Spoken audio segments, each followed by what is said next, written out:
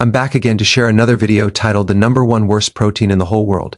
If you've ever heard about this organization called EAT-Lancet, Planetary Health Diet, they have this idea that the entire world needs to be on a plant-based diet and really reduce down your red meat to just a tiny little bit, maybe a few times a week.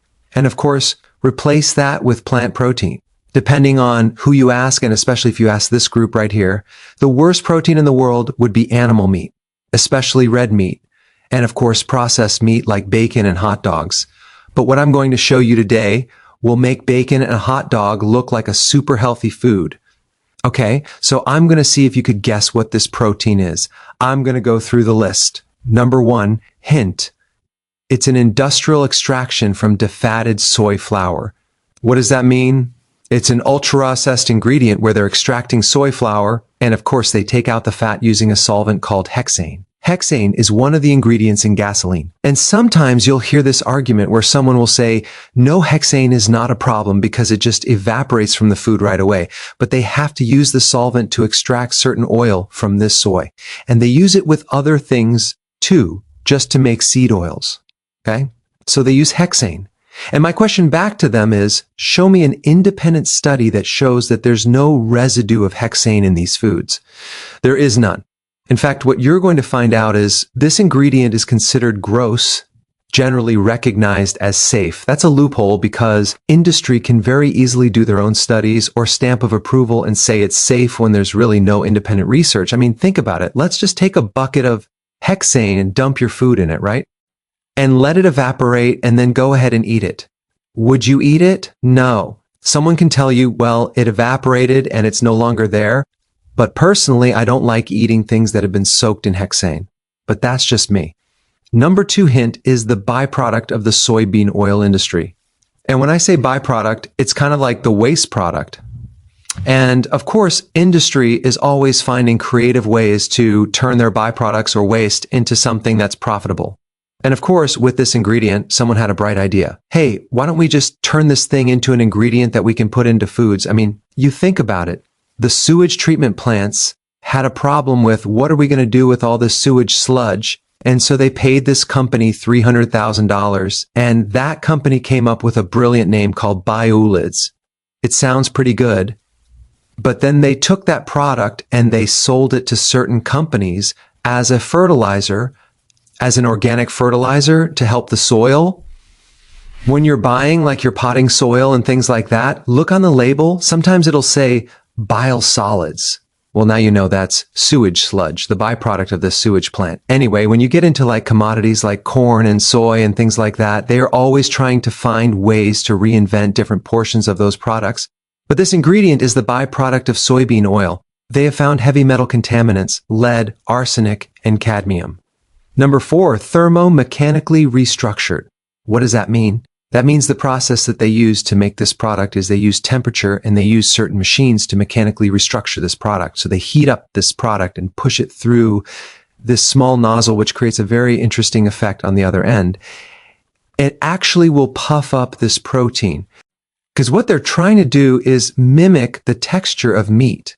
They use very high heats at 200 degrees Celsius, which is 392 degrees Fahrenheit. So they take this soy, they extract the oil using hexane, which is a solvent, and then the next phase, they heat it up and then they mechanically restructure it. And currently this one ingredient produces over $1 billion a year and it's classified as a meat substitute sold to vegans and vegetarians. Now what's interesting is this ingredient has been around since the 1960s and it's marketed in the health food stores as something that's healthy as a meat alternative. And let me share a couple things online. Not only is this ingredient high in protein, but it's low in cholesterol and saturated fat. So therefore, it's heart healthy. Fascinating. It says, are there any downsides of this ingredient?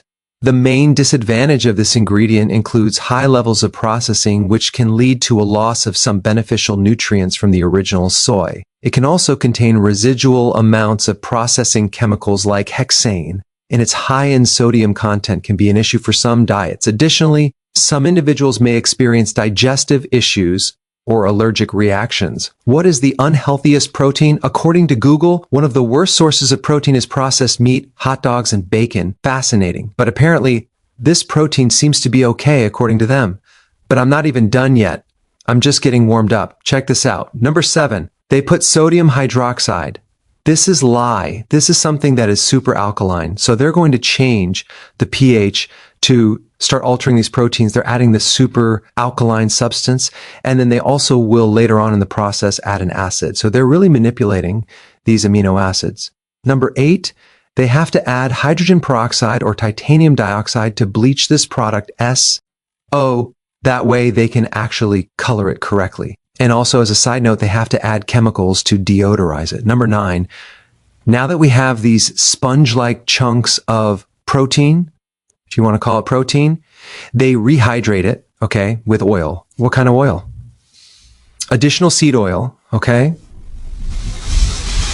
They'll use like canola, maybe corn oil, and now we have this oily cardboard that basically tastes like cardboard, and we have to flavor it.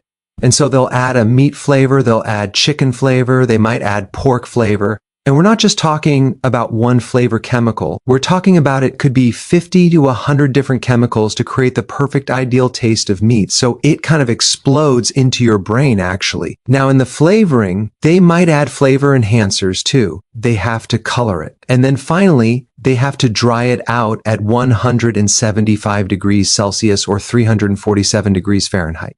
So they're actually heating it twice. One thing you need to know about soy, there are certain anti-nutrients that can get destroyed with heat, but certain things don't get destroyed with heat, like the estrogenic effect of soy. So if you have a thyroid condition or you're on thyroid medication, you should not be consuming this product within 4 hours of consuming your medication because it can alter your medication because soy has an estrogenic effect and that can actually affect your thyroid.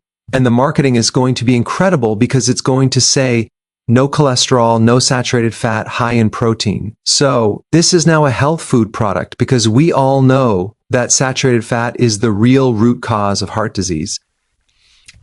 It's really wild because if you compare this ingredient to animal protein that is loaded with iron, zinc, other trace minerals, B vitamins, high quality protein, there is absolutely no comparison because this ingredient is textured vegetable protein. When they say vegetable, we're talking about soy. So it's textured soy protein. It is a highly refined ingredient.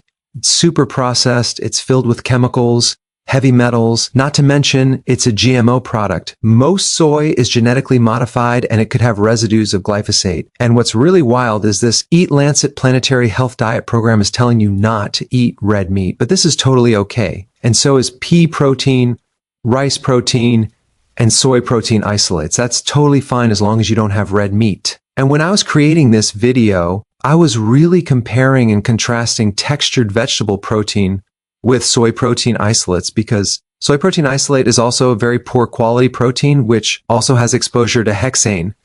But soy protein isolate ends with a powder. This textured vegetable protein starts to add more heat, more mechanical restructuring, more flavoring, coloring, bleaching, etc. So out of all of the worst proteins in the world, it's the textured vegetable protein that is at the top of the list.